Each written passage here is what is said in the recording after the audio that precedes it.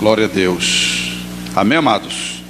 Vamos ficar de pé, irmãos, e abrirmos nossas Bíblias na Epístola de Paulo aos Efésios. Glória a Deus. Muito conhecido trecho, capítulo de número 6, versículo de número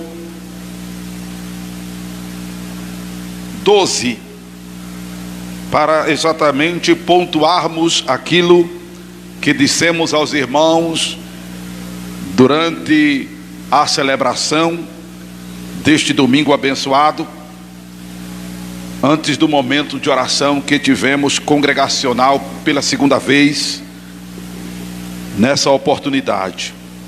Efésios capítulo 6, versículo 12. Vamos todos ler esse versículo de maneira audível. Amém? Quem achou, ajuda quem não achou. Olha ao seu lado, se a pessoa não tem Bíblia, para que você chegue a ela. É melhor quem tem Bíblia servir quem não tem Bíblia. Mas glória a Deus, os irmãos que aqui congregam têm um bom hábito de trazerem suas Bíblias para o templo, para o culto. Amém? Efésios capítulo 6, versículo 12. Vamos ler. Porque não temos que lutar contra a carne e sangue, mas sim contra os principados, contra as potestades, contra os príncipes das trevas deste século, contra as hostes espirituais da maldade nos lugares celestiais. Vamos ler novamente? Vamos ler com mais vigor. Porque não temos que lutar contra a carne e sangue, mas sim contra os principados, contra as potestades, contra os príncipes das trevas deste século, contra as hostes espirituais da maldade nos lugares celestiais. Amém? Louvado seja Deus. Podeis sentar em o nome do Senhor Jesus. Essa é a terceira ministração, amados, que nós trazemos depois da festividade dos 17 anos do Templo do Corpo de Cristo, em que eu externo a minha preocupação com o povo de Deus espalhado na terra. Primeiro porque vi e veio ao coração as palavras de Pedro na sua epístola, no versículo 5, quando ele disse para que fôssemos sóbrios, ou para que sejamos sóbrios, porque ainda fazemos parte da igreja militante. Nós ainda estamos na peleja, nós ainda estamos na batalha, nós ainda estamos na guerra espiritual para irmos morar no céu. Quem é crente aqui para ir morar no céu, dá glória a Deus. E é uma batalha, não é fácil, não é? Por isso que nós somos da igreja militante, porque já existe a igreja triunfante, que são aqueles que, a exemplo de Paulo, disseram: acabei a carreira e guardei a fé. Amém, amados? São os que já dormiram em Jesus Cristo e estão esperando o toque da trombeta para ressuscitarem, porque eles ressuscitarão primeiro. Depois nós, os vivos, ao soar da trombeta, seremos transformados num abrir e fechar de olhos e subiremos a encontrar o Senhor nos ares e estaremos sempre com o Senhor. E eu glorifico a Deus porque essa esperança, ela está viva, ela está acesa no meu coração, e eu espero que ela esteja viva, ela esteja acesa no seu coração, para você poder vencer, aleluia, as adversidades da vida. Amém? Então sejamos sóbrios, vigiemos, porque o diabo, disse Pedro, vosso adversário, anda em derredor, bramando como leão, buscando a quem possa tragar. Ao qual resisti firmes na fé, sabendo que as mesmas aflições se cumprem entre os vossos irmãos no mundo. 1 Pedro, capítulo 5, versículos 8 e 9. Ministramos sobre isso já. Também já ministramos sobre o capítulo 6 de Efésios. Infelizmente nós não registramos essas ministrações, não é? Mas vem uma recapitulação dos versículos citados, como já o fizemos de Pedro, e agora de Efésios, capítulo 6, onde nós lemos na ocasião, inclusive, do versículo de número 10 ao versículo de número 18, onde mostramos aos irmãos a necessidade de estarmos cada vez mais abalizados na palavra de Deus, não simplesmente abalizados para ter argumento evangelístico. Precisamos estar abalizados para ter argumento evangelístico, não simplesmente abalizados para termos argumento de fazermos apologia à nossa fé. Precisamos ter argumento para defender a nossa fé.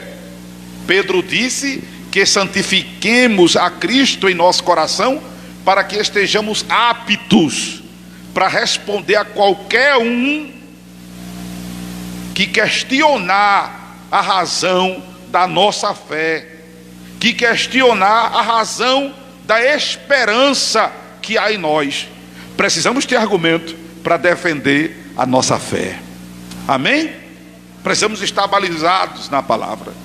Mas mostramos aos irmãos que precisamos estar abalizados na palavra, para que façamos jus àquela palavra de Jesus Cristo em forma de parábola, quando ele disse que os que guardam a sua palavra são como o homem que edificou a sua casa sobre a rocha, que veio os ventos, vieram os rios de ímpeto contra aquela casa, mas ela permaneceu intacta, ela permaneceu inabalável. Aleluia! Por isso que nós devemos estar balizados, firmes na palavra, e mostramos aos irmãos a necessidade de, junto à palavra, nós vivermos uma vida regrada de oração. Por isso que Paulo, ele termina, depois de falar das indumentárias, da vestidura do soldado romano, ele diz que devemos orar em todo o tempo. Efésios 6, verso 18.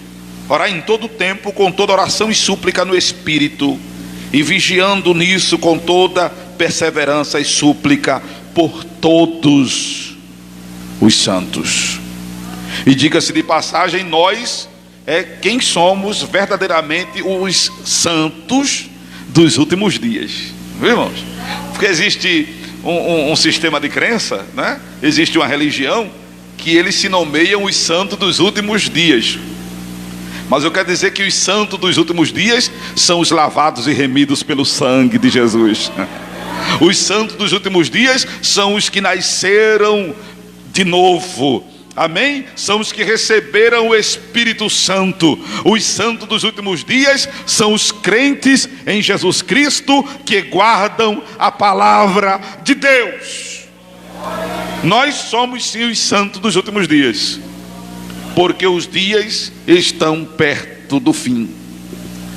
E em se tratando disso, amados, nos apercebamos o que disse o Senhor em Apocalipse, capítulo de número 12. Ai dos que habitam na terra e no mar, porque o diabo, vosso adversário, desceu a vós e tem grande ira, sabendo que já tem pouco tempo. Apocalipse capítulo 12, versículo de número 12. Então, amados, mais do que nunca, a vida do crente, ela vai se tornando difícil, ela vai se afunilando. E eu falava nessa celebração que está havendo mais do que nunca uma atmosfera muito maligna, muito diabólica. Eu não sou daquele crente, amados, que demoniza tudo, não. Mas também eu não advogo Satanás.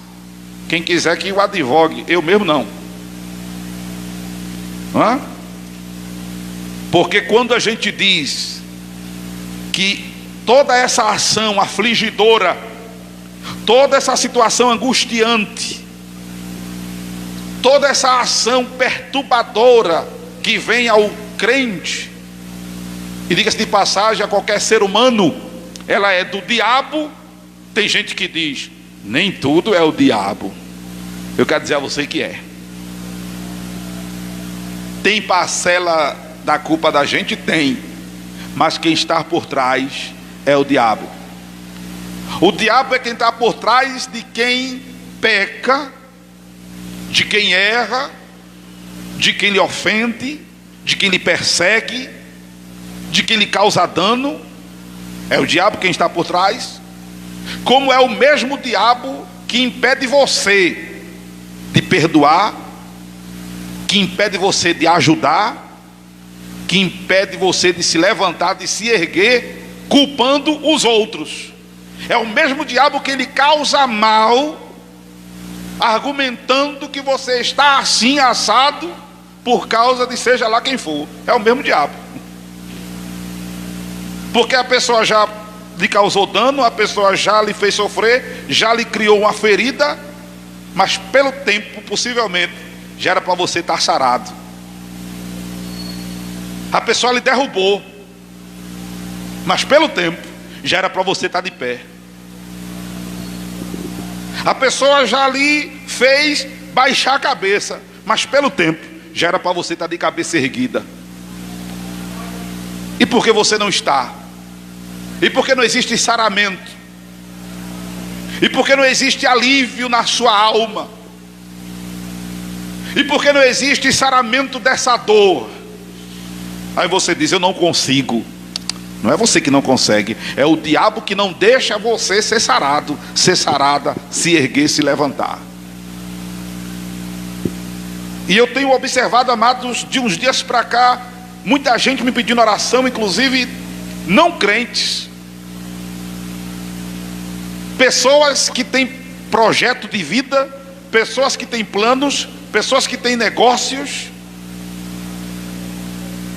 e estão aflitas, estão angustiadas, porque estão sofrendo. Não são só crentes, mas muitos crentes também, claro. Principalmente porque a batalha do crente, obviamente, ela se torna mais reínda, ela se torna mais difícil, porque o crente, ele está procurando fazer das tripas coração para agradar a Deus. Ele quer agradar ao seu Senhor. Ele cuida de fazer as coisas debaixo da direção de Deus. Ele procura andar na honestidade, na decência, na pureza, na paz. Quem não é crente assim, dificilmente pensa desse jeito.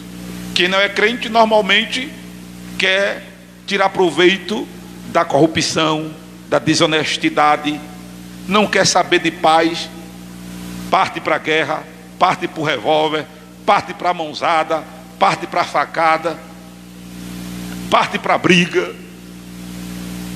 parte para a inimizade, parte para a agressão verbal, física, parte para causar dano a quem se coloca como pedra de tropeço na sua frente.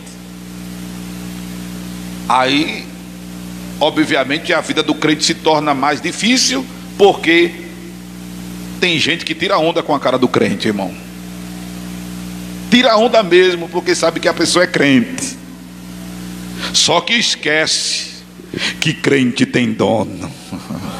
Você tem dono. Só que esquece que enquanto fulano, beltrano, tem alguém da costa quente, o Deus que você segue, ele não é só a costa quente, ele é quente a costa, ele é quente a frente, ele é quente o lado direito, o lado esquerdo, ele é fogo consumidor.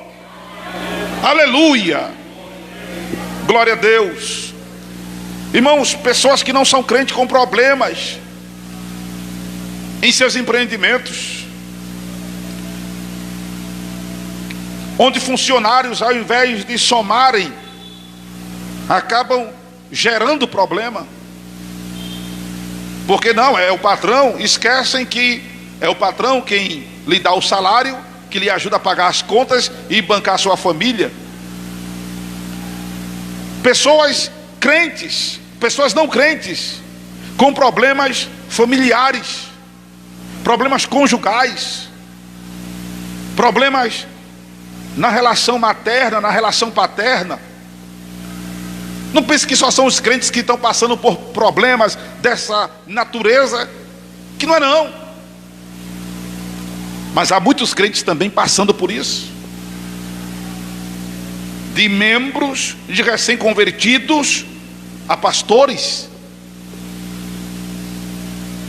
Então, há uma demonização sobre a vida das pessoas, para que elas estejam má. O diabo não quer ver ninguém feliz. O diabo não quer ver ninguém bem. O diabo não quer ver as pessoas confortáveis, na paz, na harmonia. Quem quer ver o ser humano bem, amados, é Deus. Por isso que quando Ele fez o homem, o criou e o colocou no jardim, no Éden. O homem que, por não vigiar e estar atento à voz de Deus, acabou pecando. Mas quem o induziu ao pecado? Satanás. A vida do homem tornou-se ruim, tornou-se pior.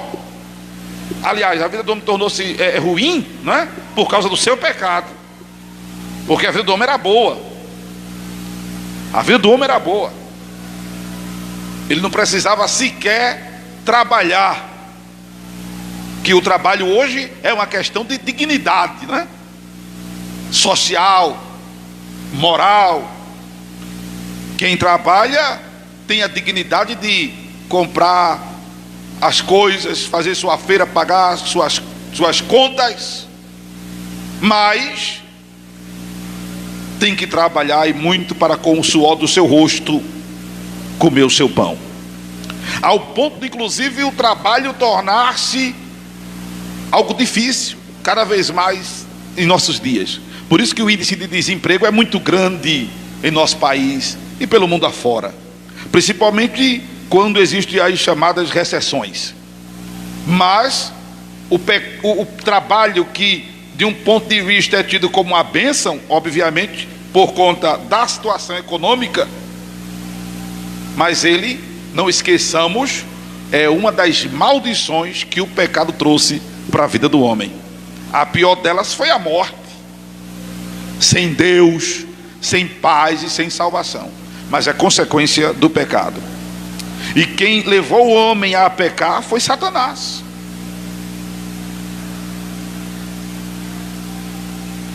Desde então, o adversário das nossas almas passou a ter, amados, uma influência na vida do ser humano terrível, porque o homem quebrou a sua aliança com Deus, o homem quebrou a sua comunhão com Deus, e aí o diabo passou a fazer parte do dia a dia do homem, na dimensão habitacional do homem.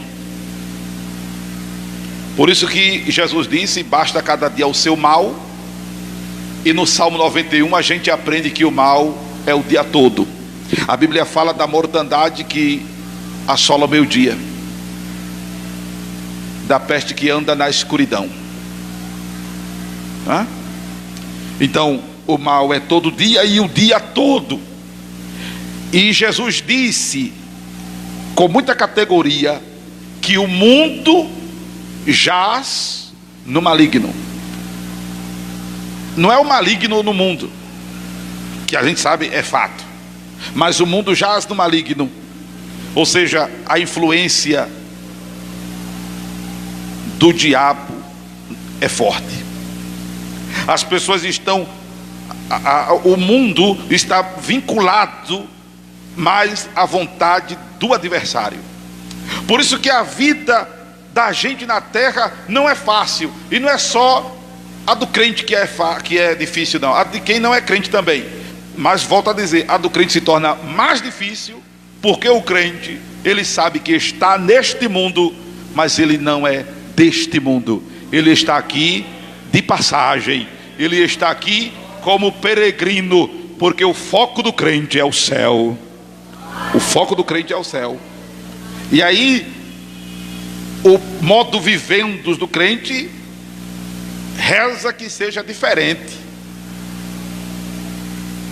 Aí o diabo investe exatamente para dificultar a nossa caminhada, dificultar a nossa chegada nas mansões celestiais.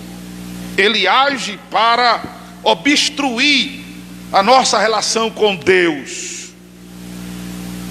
Ele age para atrapalhar nossas vidas, arrancar de nós a felicidade, arrancar de nós a paz, arrancar de nós o bem-estar. Então toda essa dimensão afligidora, angustiante, tribulacional, perturbadora que está na mente das pessoas,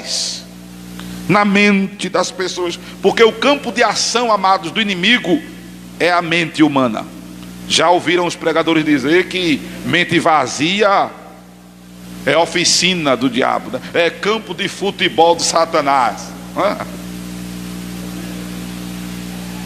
Mas a gente percebe, e eu percebi isso desde quando eu tinha 15 anos de idade, que foi quando eu me converti, que mesmo você orando, mesmo você lendo a Bíblia, mesmo você jejuando, eu disse aqui numa explicação que dei sobre voto, né, que jejum deve fazer parte da nossa vida regular como crente.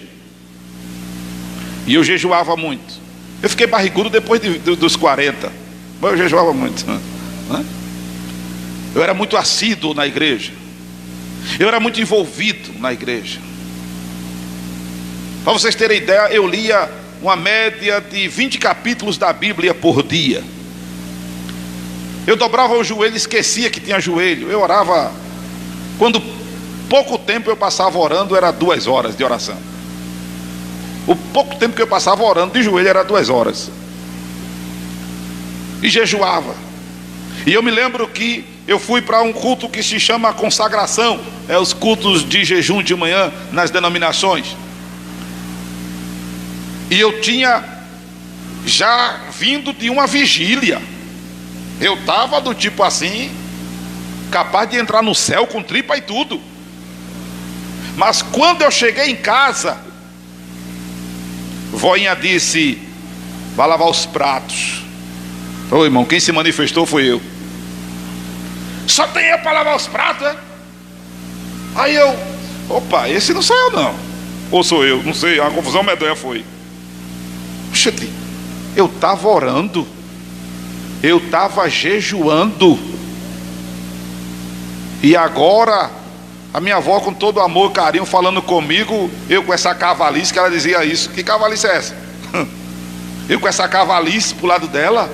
Eu digo: Senhor, não basta, é importante, e procure estar orando, e procure estar lendo a Bíblia, e sempre que puder faça um jejum. Mas eu aprendi dessa experiência por diante que não é só a mente vazia um problema, é falta de determinação, é falta de foco. Porque se você não tiver determinação, mesmo com a mente cheia, você não vai vencer, você não vai conseguir, você não vai ter vitória, você não vai triunfar. Tem que ter determinação. Quem está por trás de toda essa avalanche de conflitos, que inclusive está emperrando a caminhada de muita gente, amados, é o maligno. E precisamos entender isso, que a nossa luta não é contra a carne, nem contra o sangue, e sim contra os principados e potestades. Eu não vou me alongar agora, mas nós estamos estudando o livro de Naum nas quartas-feiras. Devemos terminar nessa, que é a última quarta-feira de agosto. E estava compartilhando com os irmãos de o livro de Naum ser um dos livros menos pregados nas igrejas. Depois que terminarmos o estudo do livro de Naum nas quartas-feiras, eu vou fazer uma abordagem sobre o livro de Naum aqui no domingo. E por que o livro de Naum é um dos livros menos pregados? Talvez seja porque o maior conflito dos crentes seja perdoar. Porque o maior conflito do ser humano é liberar perdão. Porque as pessoas dizem, aí volto a dizer, a essas alturas, quem não ouviu o começo da pregação vai dizer, lá vem o pastor advogar o diabo. Não, eu não estou advogando ao diabo, ao contrário, estou dizendo de fato que é ele, que é o mesmo que leva as pessoas à ruína, à queda, ao fracasso, como é aquele que faz com que as pessoas que são vítimas não se sarem, não liberem perdão, não se ergam, não se levantem, não deem a volta por cima, culpando o outro. Isso é obstáculo, isso é obstrução em liberar o perdão. Deus é Deus justo, é Deus de justiça. De fato, Deus é amor e é justiça. Deus é graça, é misericórdia. Mas a gente aprende que Deus é Deus também de vingança.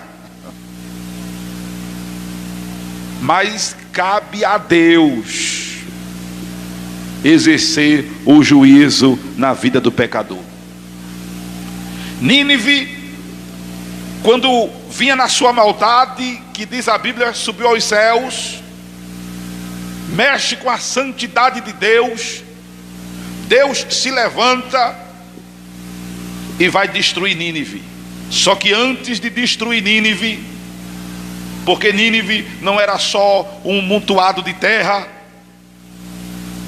um aglomerado de vegetais, de animais, havia gente em Nínive. Havia 120 mil almas em Nínive. Havia 120 mil seres humanos em Nínive. E não há nada mais importante para Deus do que a vida humana. Você é muito importante para Deus. Aí antes de destruir Nínive, Deus chama Jonas. Jonas, vai dizer a Nínive que ela vai ser subvertida. Eu vou destruir Nínive. Nínive vai ser inundada. Nínive vai ser acabada. Vai acontecer com Nínive o que certamente aconteceu com Sodoma e Gomorra.